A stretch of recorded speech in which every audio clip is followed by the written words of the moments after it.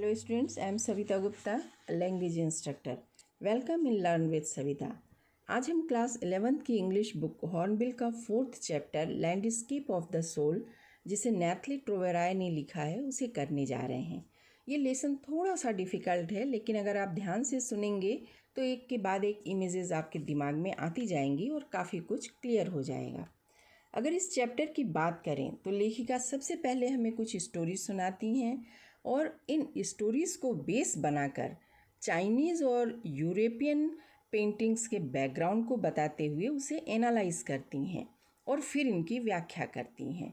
इसके बाद इनका संबंध लैंडस्केप के दो एलिमेंट यांग और इन और फिर सेंसुई से करती हैं और उसके बाद इसे डाओइज्म से जोड़ते हुए ब्रह्मांड के रहस्य, ब्रह्मांड में मनुष्य का रोल और उसकी रिस्पॉन्सिबिलिटीज़ क्या हैं, ये बताती हैं। तो यहाँ आप देख रहे हैं सभी कुछ एक दूसरे से अलग होते हुए भी काफ़ी कुछ एक दूसरे से जुड़ा हुआ है, इसलिए स्किप ना कीजिएगा, पूरा वीडियो ध्यान से देखिएगा तो समझना काफ़ी कुछ आसान हो जाएगा।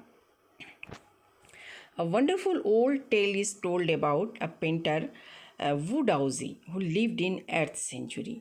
वू डाओजी जो 8वीं सदी के चाइनीज़ पेंटर थे, उनके बारे में ये एक हैरत भरी कहानी है। His last painting was a landscape commissioned by Tang Emperor Xuanzong to decorate a palace wall. तो पैलेस के दीवार पर पेंटिंग लगाने के लिए टैंग सम्राट जुआनजोंग ने वू डाओजी को एक लैंडस्केप यानी भूदृश्य की पेंटिंग बनाने के लिए आदेशित किया और यही वू डाओजी की अंतिम पेंटिंग थी। तो अंतिम क्यों थी, ये आप स्टोरी जब सुनेंगे तो आपको समझ में आ जाएगा। The master had hidden his work behind a screen so only the emperor would see it.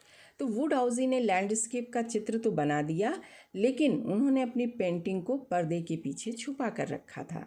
वो चाहते थे कि केवल सम्राट ही उनकी पेंटिंग को देखे। For a long while, the emperor admired the wonderful scene, discovering forests, high mountains, waterfalls, clouds floating in an immense sky, men on hilly path, birds in flight. तो वू डाओजी ने जो लैंडस्केप का पेंटिंग बनाया था, उसमें बिल्कुल सजीव से दिखाई देने वाले बहुत ही खूबसूरत जंगल, ऊंचे ऊंचे पहाड़, काफ़ी ऊंचाई से गिरते बिखरते झरने, वाटरफॉल्स, विस्तृत आकाश में तैरते बादल, पहाड़ी रास्तों पर चलते लोग और आसमान में उड़ती ढेर सारी चिड़िया थीं। और इन सभी आश्चर्यजनक बाह्य दृश्यों को देखकर सम्राट इस पेंटिंग की काफ़ी प्रशंसा किया करते थे। Look sir, sad the painter, in this cave at the foot of the mountain dwells a spirit. तब एक दिन जब सम्राट उनकी पेंटिंग की प्रशंसा कर रहे थे तो वू डाओजी ने लैंडस्केप के एक जगह पर इशारा करते हुए सम्राट से कहा, यहाँ देखिए सर, पहाड़ी के ठीक नीचे यहाँ एक छोटी सी केव है, एक छोटी सी गुफा है ना, देखिए ये केव दिखाया गया है। और उन्होंने आगे बताया कि इस गुफा में एक आत्मा रहती है, देखिए ये एक आत्मा है, ठीक है। The painter clapped his hand and the entrance of the cave opened. और फिर इतना कह के पेंटर ताली बजाते हैं, है ना, देखिए ये ताली बजा रहे हैं, तो ताली बजाते हैं और आश्चर्य की गुफा का दरवाज़ा खुल जाता है ना। कौन सी गुफा? वो गुफा जो लैंडस्केप पेंटिंग में पहाड़ी के नीचे बनी हुई थी, ठीक। The inside is splendid beyond anything words can convey, please. तो इसके बाद वू डाओजी कहते हैं इस गुफा के अंदर का दृश्य तो और भी स्प्लेंडेड है, यानी बहुत ही शानदार और मंत्रमुग्ध कर देने वाला है। इतना शानदार कि शब्दों में से बयां करना बहुत मुश्किल है, मैं बता नहीं सकता हूँ, मैं सिर्फ आपको दिखा सकता हूँ। Please let me show your majesty the way. चलिए महाराज, अंदर के इस मंत्रमुग्ध कर देने वाली जादुई दुनिया का रास्ता मैं आपको दिखाता हूँ। The painter entered the cave but the entrance closed behind him, ठीक है। इतना कह करके दीवार पर बने उस पेंटिंग की गुफा में वू डाओजी एंटर कर गए और उनके अंदर जाते ही गुफा का दरवाज़ा बंद हो गया। And before the astonished emperor could move or utter a word, the painting had vanished from the wall. है ना, ये सब देखकर राजा तो आश्चर्यचकित रह गए, और इसके पहले कि वो कुछ बोल पाते या कुछ हरकत कर पाते, दीवार पर बनी पूरी की पूरी पेंटिंग गायब हो गई। Not a trace of Woodhouse's brush was left. वुडहाउसी की बनाए चित्र का कोई नामो निशान भी दीवार पर नहीं था। And the artist was never seen again in this world. अब चूँकि वुडहाउसी अपने बनाए चित्र के अंदर ही थे, तो वुडहाउसी भी गायब हो गए। सो वो इस दुनिया में दोबारा कभी दिखाई नहीं दिए। तो इस तरह ये उनकी लास्ट पेंटिंग थी। तो अभी जो आपको बताया गया है वो सिर्फ एक स्टोरी है। वास्तविकता में ऐसा नहीं होता है कि ताली बजाई, गुफा का दरवाज़ा खुल गया, आप अंदर गए, दरवाज़ा बंद हुआ और पूरी की पूरी पेंटिंग गायब हो गई। ऐसा बिल्कुल नहीं होता है। ये सिर्फ एक माइंड गेम है, स्ट्रॉन्ग माइंड गेम, ज़बरदस्त विल पावर है। ठीक है। Such stories played an important part in China's classical education. China's classical education, China की प्राचीन शिक्षा प्रणाली।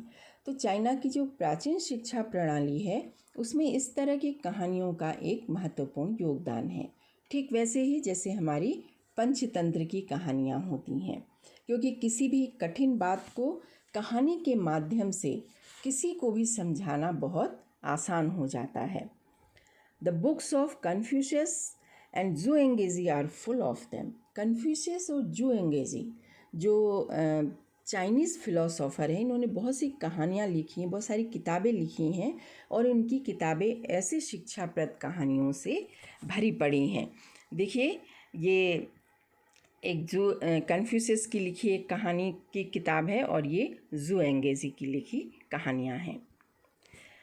दे help the master to guide his disciple यानी फॉलोअर्स या शिष्य, अनुयायी आप कह सकते हैं, इन द राइट डायरेक्शन।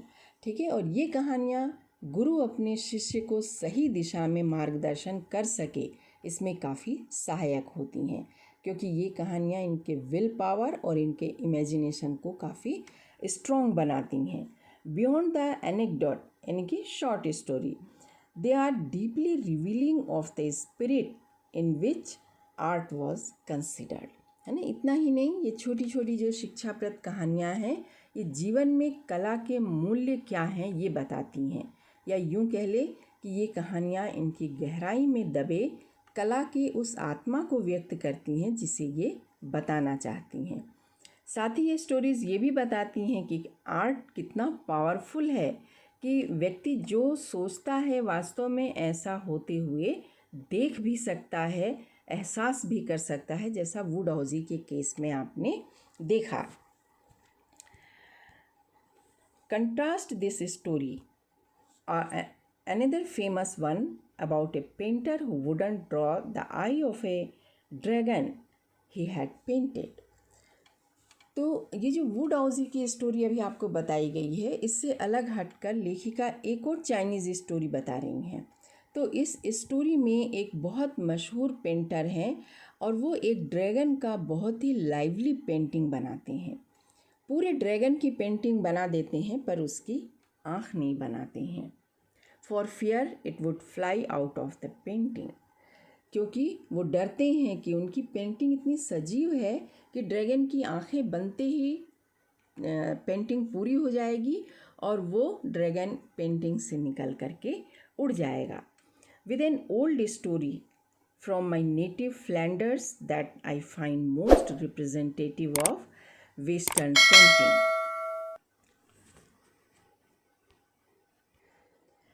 अब लेखिका नेथली टोवेराय इन दोनों पेंटिंग की तुलना, दोनों पेंटिंग कौन सी, वुडहाउसी की और ड्रैगन वाली पेंटिंग, इसकी तुलना अपने नेटिव लैंड फ्लैंडर्स की एक पेंटिंग की स्टोरी से कर रही हैं। और ये जो फ्लैंडर्स की जो पेंटिंग है, फ्लैंडर्स एक जगह का नाम है जहाँ नेथली टोवेराय रहती हैं। तो ये जो पेंटिंग है फ्लैंडर्स की, वो वेस्टर्न पेंटिंग यानी पाश्चात्य कला का प्रतिनिधित्व करती हैं। ठीक है, तो क्या है स्टोरी देखते हैं। In 15th century, Antwerp, a master blacksmith called Quentin Matsys fell in love with a painter's daughter. तो लेखिका इसको एक और कहानी सुना रही हैं, बता रही है 15वीं सदी की बात चल रही है। एंटवर्प में क्लिंटन मैथसिस नाम का एक कुशल लोहार था और उसको एक पेंटर की बेटी से प्यार हो जाता है। His father wouldn't accept a son-in-law in such a profession. और जैसा कि एज़ यूजुअल कि सबको मालूम है कि पेंटर पिता वो नहीं चाहता है कि उसका दामाद धंधे से एक लोहार हो। So Quentin sneaked into the painter's studio and painted a fly on his latest panel. तो इन सब बातों को समझकर एक दिन क्विंटन चुपके से पेंटर की स्टूडियो में चला जाता है और उसके लेटेस्ट बनाए चित्र पर एक मक्खी का चित्र बना देता है। With such a delicate realism that the master tried to swat it away from before he realized what had happened. ठीक है, एकदम रियलिस्टिक स्केच था मक्खी का। मक्खी इतनी सूक्ष्म कलाकारी और सजीवता से बनाई गई थी कि पेंटर यानी लड़की का पिता ने जब उस मक्खी को देखा तो उसे लगा सचमुच कि कोई मक्खी उसके कैनवास पे बैठी है और वो उसे मारने की कोशिश करने लगा। थोड़ी ही देर के बाद उसे समझ में आ गया, अरे ये मक्खी नहीं है बल्कि उसका चित्र है, ये एक पेंटिंग है। Quinton was immediately admitted as an apprentice into his studio, है ना। ये सब कुछ जान समझ करके फ़ौरन जो पेंटर था वो समझ गया कि ये किसका काम होगा। उसने तुरंत क्विंटन को अपने स्टूडियो में बुलाया और अपना सहायक या यूँ कह ले अपना शागिर्द बना लिया। तो इस तरह वो लोहारी का काम छोड़ करके पेंटर बन जाता है। He married his beloved and went on to become one of the most famous painters of his age. तो इस तरह इसके बाद वो अपनी प्रेमिका से शादी भी कर लेता है और फिर पेंटिंग में वो इतना निपुण हो जाता है कि उसकी गिनती अपने समय के कलाकारों में होने लगती है। These two stories illustrate what each form of art is trying to achieve. तो इस तरह ये जो दोनों कहानियाँ हैं, चाइनीज़ और यूरोपियन पेंटिंग के जो मैसेजेस हैं, ये दोनों ही आर्ट के दो अलग अलग उद्देश्यों को दिखा रहे हैं। तो क्या है, बहुत शॉर्ट में लिखा है लेकिन इसकी व्याख्या बड़ी है, थोड़ा ध्यान से सुनिएगा। ए परफेक्ट एलिजनिस्टिक यानी भ्रम पैदा करने वाला, लाइकनेस यानी कि समानता इन यूरोप। तो यूरोपियन पेंटिंग में जो नैथली टोयराय की नेटिव लैंड की पेंटिंग है उसमें हर चीज़ परफेक्ट बनाई जाती है बाह्य रूप से। इतनी परफेक्ट पेंटिंग की हूबहू असली होने का भ्रम पैदा हो जाता है। लेकिन इसकी जो लिमिटेशंस हैं वो ये हैं कि यहाँ देखने वाला उस शार्प स्केच में सिर्फ वही देखता और समझता है जो पेंटर उसे दिखाना चाहता है। व्यक्ति की अपनी कल्पना के लिए वहाँ कोई जगह नहीं होता है। The essence of inner life and spirit in Asia, जबकि चाइनीज़ पेंटिंग, एशियन पेंटिंग यानी एशिया में ही चाइना है, तो चाइनीज़ पेंटिंग में आंतरिक जीवन की आत्मा के सार को या उसके तत्वों को उकेरा जाता है। चूँकि इसमें सब कुछ अस्पष्ट सा होता है इस पेंटिंग में, और चाइनीज़ पेंटिंग में जगह जगह वाइट अनपेंटेड स्थान भी छूटे रहते हैं जहाँ व्यूअर अपनी कल्पना से कुछ भी क्रिएट कर सकता है, सोच सकता है और उसे साकार होते हुए भी देख सकता है। ठीक है, तो ये है पावर ऑफ इमेजिनेशन। तो ये अंतर है यूरोपियन यानी वेस्टर्न पेंटिंग और एशियन यानी कि चाइनीज़ पेंटिंग में। और यही नैथली टोयराय की विशेषता है, पेंटिंग का सटीक विश्लेषण एक सटीक व्याख्या के साथ, एक लिमिटेशंस के साथ बाह्य स्वरूप को दिखाता है, तो दूसरा विभिन्न कल्पनाओं और क्रिएशंस के साथ आंतरिक स्वरूप को दिखाता है। In the Chinese story, the emperor commissions a painting and appreciates its outer appearance.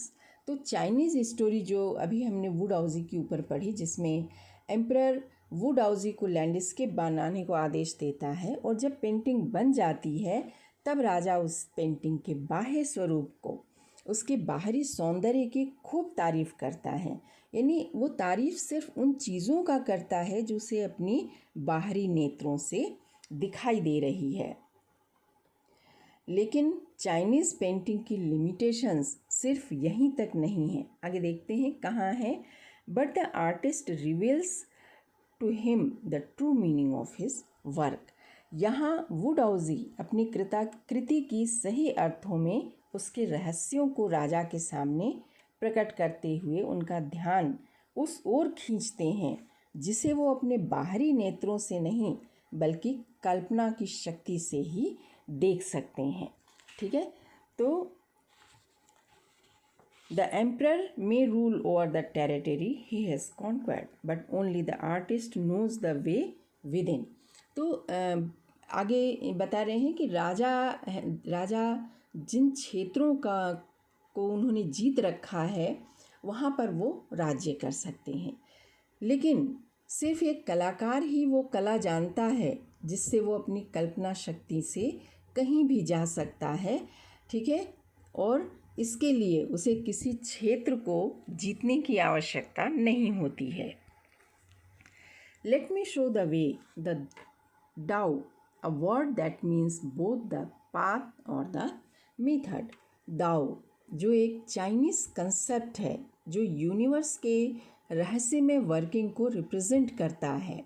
साथ ही ये एक चाइनीज़ फिलोसॉफी है जिसके अनुसार ब्रह्मांड उसमें अंतर्निहित यांग और इन दो एलिमेंट से बना हुआ है, और वो बताते हैं कि इसका एक अर्थ रास्ता भी हो सकता है और दूसरा यूनिवर्स की मिस्टीरियस वर्किंग भी हो सकता है, and the mysterious works of universe. तो लेखिका यहाँ यही बता रही हैं। तो आइए देखते हैं कि वो कौन से रहस्य हैं जिन पर ये यूनिवर्स काम करता है, जिस कारण से ये यूनिवर्स क्रिएट होता है। The painting is gone but the artist has reached his goal beyond any material appearance. Writer कहती हैं कि वुडाउजी ने जो पेंटिंग बनाई थी वो गायब हो गई, साथ में पेंटर भी, पर वुडाउजी का जो एम था वो पूरा हो गया। उन्होंने पेंटिंग बनाई, माइंड पावर का उपयोग करके केव का दरवाज़ा खोला, उसके अंदर गए और हमेशा के लिए विलुप्त हो गए। तो ये सब चीज़ें जो हैं वो केवल पावर ऑफ इमेजिनेशन है, वास्तविकता में ऐसा नहीं होता है। तो हम इन्हें ना हम देख सकते हैं ना छू सकते हैं, है ना। ये तो भौतिकता से परे एक आध्यात्म है जिसे सिर्फ महसूस किया जा सकता है। इस गहराई तक पहुंचने के लिए आध्यात्म में उतरना पड़ता है, और यही स्पिरिचुअलिटी का एम वुडाउजी ने पा लिया था। A classical Chinese landscape is not meant to reproduce an actual view as would a Western figurative painting. तो इस तरह चाइनीज़ क्लासिकल जो पेंटिंग है वो यूरोपियन लैंडस्केप पेंटिंग की तरह ओरिजिनल की हूबहू नकल नहीं होती है। इसमें चाइनीज़ पेंटिंग में कल्पना और क्रिएशन के लिए काफ़ी स्थान होता है। Whereas the European painter wants you to borrow his eyes and look at the particular landscape exactly as he saw it.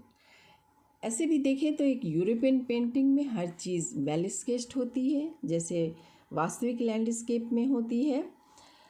हूबहू ओरिजिनल पेंटिंग जैसा बना होता है। किसी भी व्यू पॉइंट से देखने पर देखने वाला सिर्फ वही देखता है जो पेंटर दिखाना चाहता है।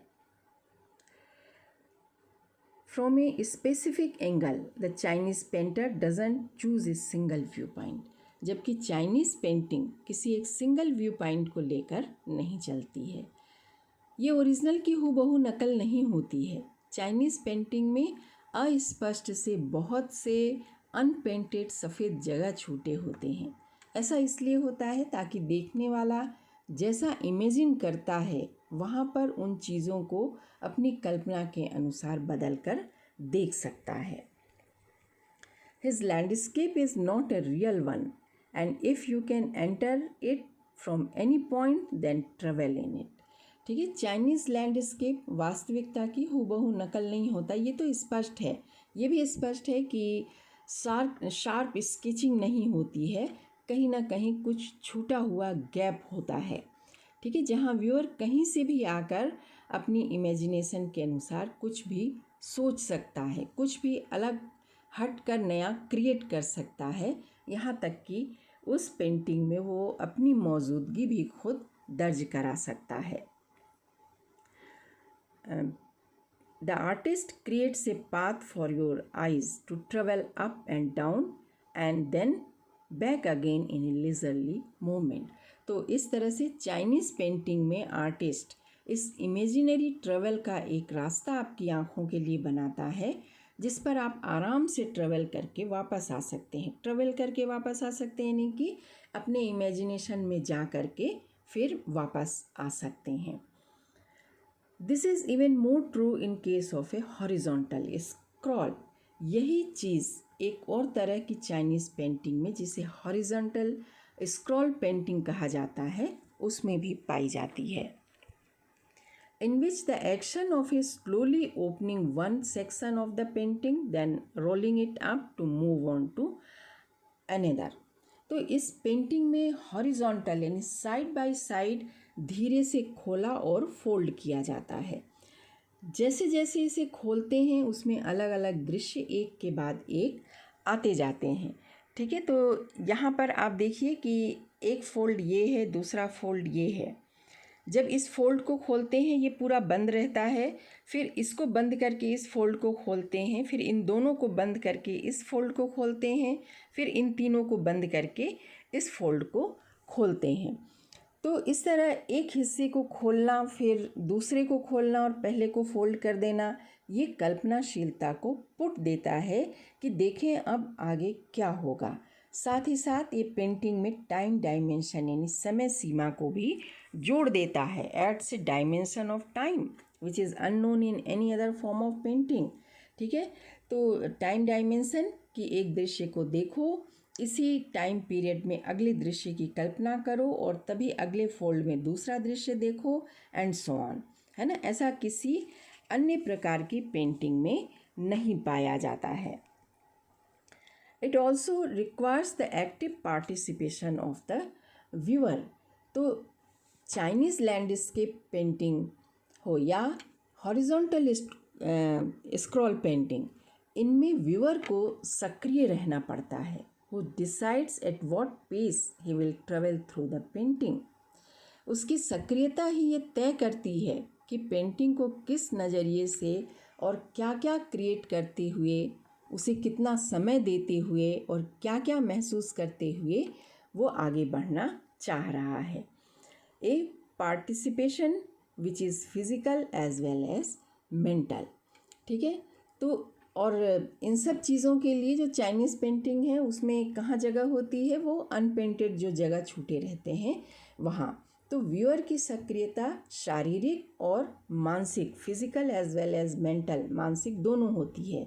तो जैसा कि आपने वुडाउजी के पेंटिंग को उदाहरण के तौर पर लें, तो उन्होंने क्लैप किया और दरवाज़ा खुला।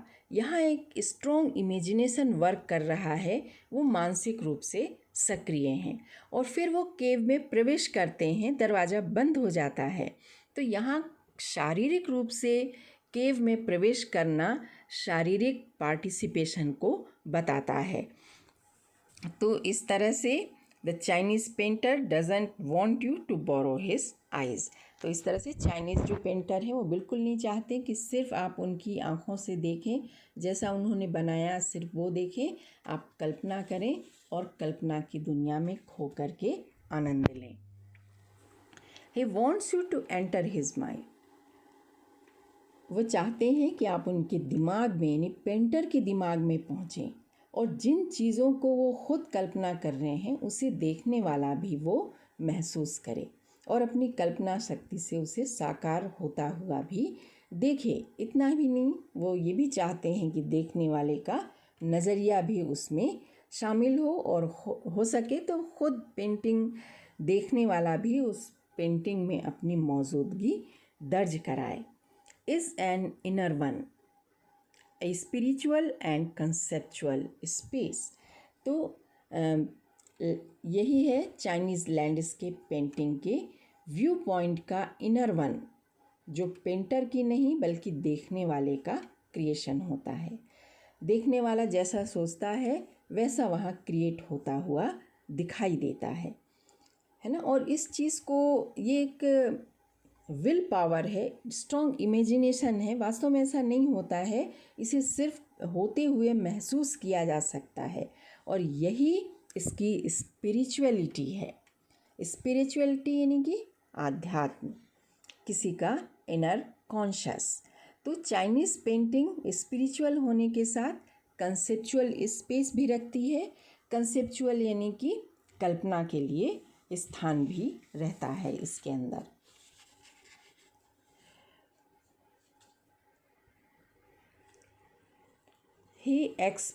This concept is expressed as sensuy, literary mountain water। तो इस तरह चाइनीज़ लैंडस्केप का जो कंसेप्ट है, इसे सेंशुई के नाम से भी जाना जाता है। सेंशुई एक चाइनीज़ वर्ड है और इसका अर्थ होता है mountain water, which use together represent the word landscape. Mountain and water, यही दो एलिमेंट एक साथ चाइनीज़ लैंडस्केप को रिप्रेजेंट करते हैं, है ना। माउंटेन और वाटर लैंडस्केप को कैसे रिप्रेजेंट करते हैं, थोड़ा याद करिए। जब आप छोटे थे, आर्ट की जब क्लास में लैंडस्केप पेंटिंग जब आपने बनाया था तो क्या बनाया था? 3-4 पहाड़ बनाए थे और उसके तलहटी से निकलती हुई एक नदी बनाई थी, ठीक है। यही बेसिक चीज़ है। ऑफ कोर्स आपने एक मकान भी बनाया होगा, कुछ पेड़ भी बनाए होंगे, एक नाव भी तैराई होगी, चिड़िया भी बनाए होंगे, लेकिन जो इसका बेसिक कंसेप्ट है वो क्या है? पहाड़ और नदी, ठीक है। तो माउंटेन सेंचुरी में भी इन्हीं दो एलिमेंट की बात कही गई है जो चाइनीज़ लैंडस्केप को रिप्रेजेंट करते हैं। कौन से दो element? Mountain and water. More than two elements of an image, these represent two complementary poles. Landscape का पहला एलिमेंट है पहाड़ और दूसरा जो है नदी। इसको ध्यान रखिएगा। These represent two complementary poles reflecting the Taoist view of universe. अब दाओइस्ट जो यूनिवर्स के वर्किंग के बारे में बताता है, यू भी सेंचुई को फॉलो करता है और बताता है कि यूनिवर्स भी 2 कॉम्प्लीमेंट्री पोल पर बेस्ड है। कॉम्प्लीमेंट्री यानी विपरीत पर एक दूसरे के पूरक, यानी माउंटेन एंड वाटर, जिसमें से एक मैस्कुलिन एलिमेंट को और दूसरा फेमिनिन एलिमेंट को रिप्रेजेंट करता है, यानी कि यांग और इन। हमारे लैंडस्केप और यूनिवर्स दोनों का बेस भी यही दो एलिमेंट है। माउंटेन यानी कि मैस्कुलिन एलिमेंट, वाटर यानी कि फेमिनिन एलिमेंट। तो एक तरह से देखा जाए तो यूनिवर्स ईश्वर का बनाया एक लैंडस्केप है जिसमें बहुत कुछ खाली छूटा हुआ है, और हम यानी इंसानों को, जिसका नेचर में बहुत ही अहम रोल है, उसे इसे अपनी क्रिएटिविटी से फिल करना है, एक नया संसार की रचना करना है ना। तो मनुष्य का क्या रोल है यूनिवर्स में, ये भी आगे आएगा। The mountain is yang, reaching vertically towards heaven, stable, warm and dry in sun. तो लैंडस्केप का जो पहला एलिमेंट है, जिसे पहाड़ी कहते हैं या यांग कहते हैं, तो पहाड़ कैसा है कि ये आसमान की ओर यानी कि स्वर्ग को फेस करता हुआ वर्टिकली यानी बॉटम टू टॉप ज़मीन पर सीधा खड़ा है, स्थिर है, गर्म है और सूरज की आंच में तपा हुआ है। While the water is Yang, horizontal and resting on earth, fluid, moist and cool. जबकि इसका दूसरा एलिमेंट है इन यानी वाटर, बहती हुई नदी का पानी।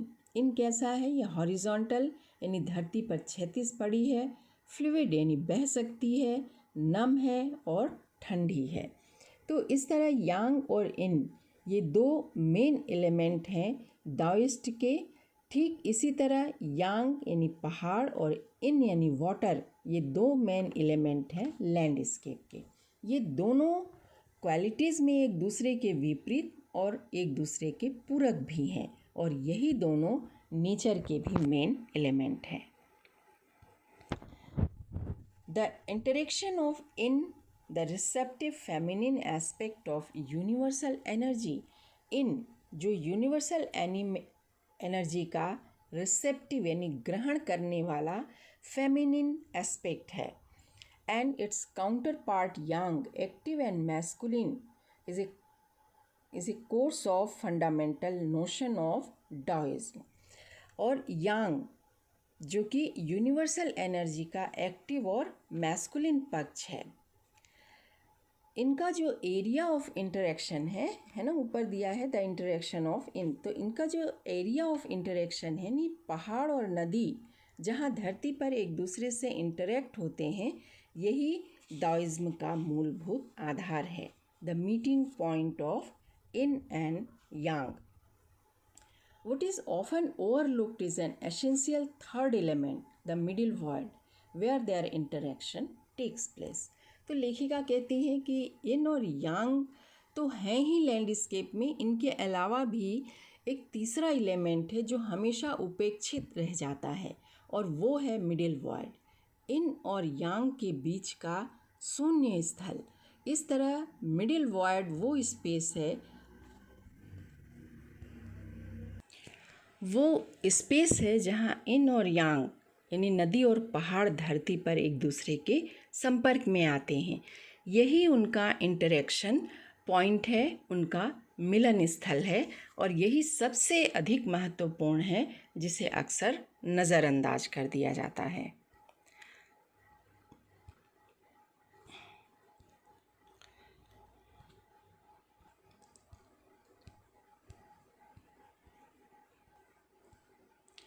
This can be compared with the yogic practice of pranayam, breathe in, retain, breathe out।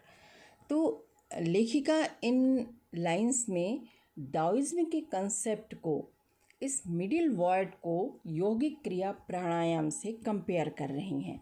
प्राणायाम का नाम तो सुना होगा आप लोगों ने। तो इसमें हम सांस अंदर लेते हैं, उसे रोकते हैं और फिर सांस को बाहर छोड़ देते हैं। The suspension of breath in the void where meditation occurs। और वो पॉइंट जहाँ हम सांस को रोकते हैं वही मिडिल वॉइस होता है, वही void स्पेस होता है जहाँ पर समाधि की स्थिति होती है, जहाँ किसी एक चीज़ पर यानी ख़ास तौर पर हम ओम पर अपना ध्यान केंद्रित कर लेते हैं। तो जिस तरह सांस लेने और छोड़ने के बीच सांस रोकने की क्रिया महत्वपूर्ण होती है, उसी तरह इन और यांग जिस खाली जगह पर इंटरेक्ट करते हैं वो यूनिवर्स के लिए, यूनिवर्स के क्रिएशन के लिए, उसकी वर्किंग के लिए बहुत महत्वपूर्ण होता है। The middle void is essential, nothing can happen without it. तो ये जो खाली इंटरेक्शन एरिया है जहाँ ना तो इन है ना यांग है, यही सबसे महत्वपूर्ण होता है। इस इंटरेक्शन पॉइंट के बिना कुछ भी संभव नहीं है। Hence the importance of white unpainted space in Chinese landscape.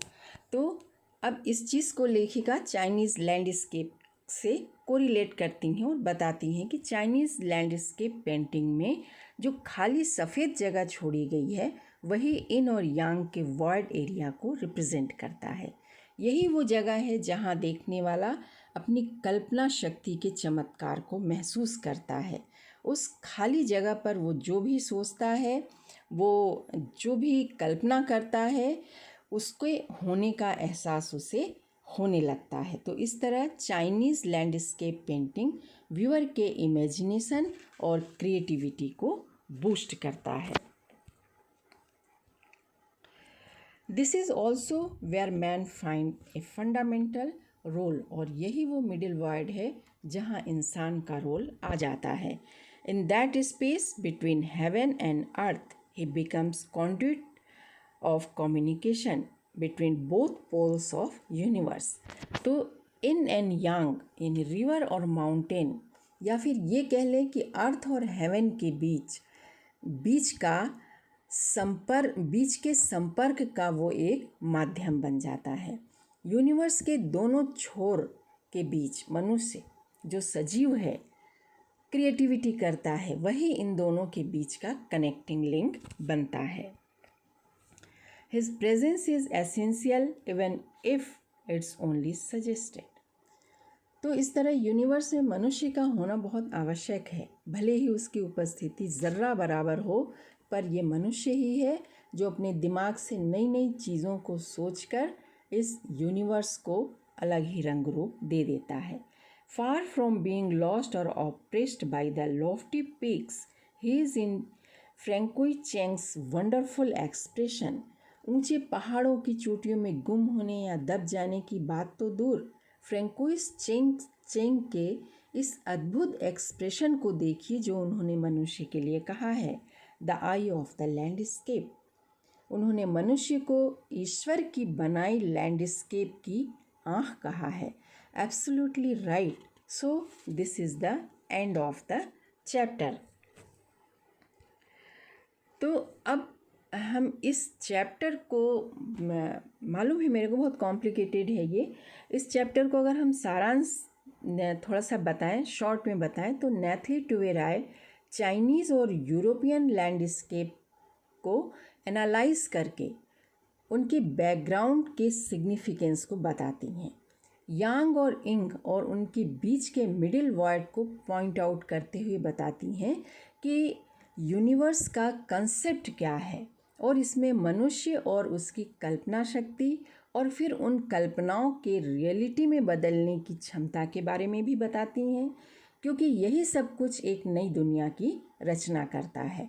और वो ऐसा इसलिए कर पाता है क्योंकि वो गॉड का वो क्रिएशन है जो लिविंग है, दिमाग रखता है, सोचता है और अपने कर्मों से कल्पना को सच में बदल देता है। साथ ही उसकी ये रिस्पॉन्सिबिलिटी भी बनती है कि गॉड के इस क्रिएशन को मेंटेन रखे और यूनिवर्स को प्रदूषित न होने दे। तो ये जो स्टोरी है landscape of the soul, ethics of spirituality in Chinese painting का एक छोटा सा हिस्सा है और इसे थोड़ा सा एडिट भी किया है। तो अब देखिए कि इस स्टोरी के लास्ट में एक और छोटा सा आर्टिकल दिया हुआ है, तो देखते हैं इसमें क्या है और किसके बारे में है। तो इस आर्टिकल का टाइटल है गेटिंग इनसाइड आउटसाइडर आर्ट। तो सबसे पहले हम ये जानने की कोशिश करेंगे कि आउटसाइडर आर्ट क्या है। आउटसाइडर आर्ट बनाने वाले ऐसे आर्टिस्ट होते हैं जो आर्ट विधा में प्रशिक्षित नहीं होते हैं, विधिवत उन्होंने कोई ट्रेनिंग नहीं ली होती है, पर अपने गॉड गिफ्टेड टैलेंट के दम पर कुछ ऐसा क्रिएट कर जाते हैं कि वो इंटरनेशनली फेमस हो जाते हैं। When French painter Jean Dubuffet mooted the concept of art brut in 1940s, the art of untrained visionary was the minority interest. 1940s के दशक में जिस समय फ्रेंच पेंटर जीन डुबुफेट अपने ब्रूट आर्ट के कंसेप्ट को शुरू किए, तो उस समय लोगों को इस तरह के आर्ट में कोई ज़्यादा दिलचस्पी नहीं थी और न ही ऐसे आर्टिस्ट ज़्यादा फेमस थे। From its almost world beginners, outsider art has gradually become the fastest growing area of interest in contemporary art internationally. ठीक है ना, तो आप इसे आउटसाइडर आर्ट कह लें, ब्रूट आर्ट कह लें या रॉ आर्ट कह लें, सब एक ही चीज़ है, इसमें कंफ्यूज मत होइएगा। लेकिन धीरे धीरे लोगों में इस तरह के आर्ट के प्रति रुचि बढ़ी और इस तरह की जो विधा है वो अंतर्राष्ट्रीय स्तर पर बड़ी तेज़ी से फैल गई। This genre is described as the art of those who have no right to be artists as they have received no formal training. ये उन कलाकारों की शैली थी जिनके पास आर्ट बनाने की कोई फॉर्मल ट्रेनिंग नहीं थी, इसलिए ऐसा कहा गया है कि इन्हें कहलाने का कोई हक नहीं है कि लोग इन्हें आर्टिस्ट कहें। देखिए बेचारा बिल्कुल दुखी हो रहा है ना, कि इन्हें कोई आर्टिस्ट नहीं कह रहा है। Yet show talent and artistic insight, है ना, लेकिन फिर भी इनके अंदर जो गॉड गिफ्टेड टैलेंट होता है, जो आर्टिस्टिक व्यू पॉइंट होता है, उसकी वजह से ये जो भी क्रिएट करते हैं वो कला के क्षेत्र में अप्रतिम बन जाता है ना। देखिए कितने खुश हो रहे हैं कि तुम कहो या ना कहो, हम तो हैं artist.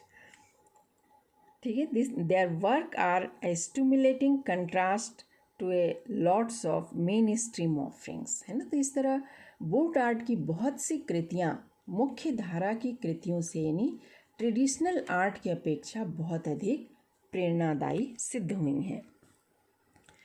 Around the time Dubuffet was propounding his concept in India, an untutored genius was creating paradise.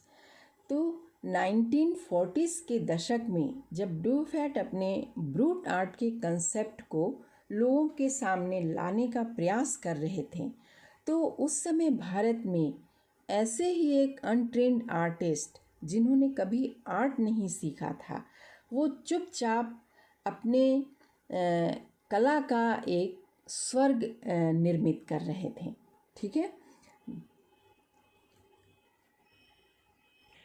अपने गॉड गिफ्टेड टैलेंट के दम पर कला का एक स्वर्ग बना रहे थे। Years ago, the little patch of jungle that he began clearing, सालों पहले उन्होंने जंगल के एक छोटे से टुकड़े को साफ करना शुरू किया था। To make himself a garden, अपने लिए एक गार्डन बनाना चाह रहे थे। Sculptured with stone and recycled material, ठीक है, जहाँ वो पत्थर के टुकड़े और रिसाइकिल मटेरियल, टूटे फूटे सामान, कांच और टायर जैसे यूजलेस चीज़ों से बहुत से स्कल्पचर यानी कलाकृतियों को बनाया और जंगल के उस साफ किए एरिया में ला करके लगा दिया। Is known to the world today as Rock Garden at Chandigarh, और ये जगह चंडीगढ़ में है और इसे सारी दुनिया के लोग आज रॉक गार्डन के नाम से जानते हैं। It's 80 years old creator, director neck Chand is now held as India's biggest contributor to outsider art. इस रॉक गार्डन को जिन्होंने बनाया उनका नाम नेक चंद था और उस समय ये लगभग 80 वर्ष के थे। उस समय यानी कि 2005 की बात कर रहे हैं। इस आउटसाइडर आर्ट या ब्रूट आर्ट में इन्हें भारत के सबसे बड़े कंट्रीब्यूटर के रूप में जाना जाता है, यानी भारत की ओर से इस शैली में इनका सबसे बड़ा योगदान रहा है। In fifth issues at spring 2005 of Raw Vision, a UK-based magazine, pioneer in outsider art। तो यूके का एक मैगज़ीन है जो कि ब्रूट आर्ट को पब्लिश करता है, जिसका नाम है रॉ विज़न। ठीक है, feature neck Chand and his rock garden sculpture women by the waterfall on it's anniversary issue of cover. ठीक है, तो जो इंग्लैंड की जो मैगज़ीन थी रॉ विज़न, इन्होंने अपने अंक स्प्रिंग 2005 के कवर पेज पर नेकचंद और उनके क्रिएशन, यानी क्रिएशन का नाम क्या था, झरने पर महिलाएं, वुमेन बाय द वाटरफॉल, इसे अपने कवर पेज पर स्थान दिया। ये एक बहुत बड़ा सम्मान था, है ना, वुमेन बाय द वाटरफॉल। तो देखिए यहाँ पर ये वाटरफॉल है और ये यहाँ पर महिलाएं हैं नीचे की साइड में और ये ऊपर की साइड में। ये एक बहुत बड़ा सम्मान था। The notion of brute art और raw art was the works that were in their raw state as regard cultural और आर्टिस्टिक इन्फ्लुएंस। तो सांस्कृतिक और आर्टिस्टिक प्रभाव वाली पेंटिंग्स को अगर हम देखें तो ब्रूट आर्ट अभी बिल्कुल कच्ची अवस्था में था, बिल्कुल शुरुआती दौर में था। Anything and everything from a tin to a sink to a broken car should be a material for a work of could be a material for a work of art. तो हर चीज़, चाहे वो टिन हो, टूटा हुआ sink हो, टूटी हुई car हो, कोई भी यूजलेस चीज़ हो, नेकचंद ने ये साबित कर दिया कि ऐसी हर वस्तु कला के क्रिएशन का साधन बन सकती है. Something Nek Chand has taken to dizzying height. और इन्हीं सब चीज़ों को यूज़ करके अपनी कल्पना के दम पर, अपने गॉड गिफ्टेड टैलेंट के दम पर नेकचंद ने ब्रूट आर्ट की अपनी इन कलाकृतियों को ऊंचाई के शिखर तक पहुंचा दिया. Recognising his art as an outstanding testimony, ठीक है, of the difference a single man can make when he lives his dream. ठीक है, तो नेकचंद की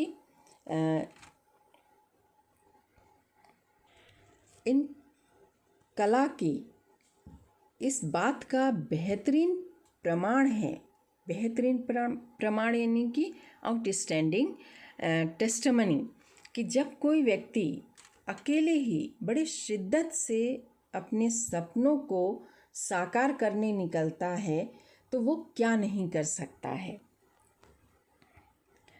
The Swiss Commission of UNESCO will be honoring him by way of a European exposition of his work. UNESCO के Swiss commission ने उन्हें सम्मानित किया. And 5-month interaction show Realm of Nek Chand beginning October will be held at leading museum in Switzerland, Belgium, France and Italy. और उनके interaction पर based एक 5-month interaction show शुरू किया. इस शो का नाम रियलम ऑफ नेकचंद था, जो अक्टूबर से शुरू होकर स्विट्ज़रलैंड, बेल्जियम, फ्रांस और इटली के म्यूज़ियम में चला. The biggest reward is walking through the garden and seeing people enjoy my creation, Nek Chand says.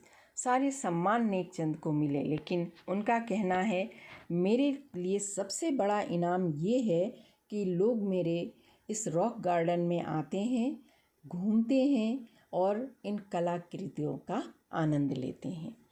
इस आर्टिकल को बृंदा सूरी ने लिखा है, जो 28 अगस्त 2005 को हिंदुस्तान टाइम्स में प्रकाशित हुआ. Thank you students, thanks for watching the video. उम्मीद है कि आपको समझ में आ गया होगा. और सब्सक्राइब करिए मेरे चैनल को, लाइक करिए, और अगर कुछ और चाहते हैं तो कमेंट में लिखिए, ताकि मैं भी इनकरेज होती रहूं, आपके लिए नए नए वीडियो बनाती रहूं. Thank you, thanks for watching the video.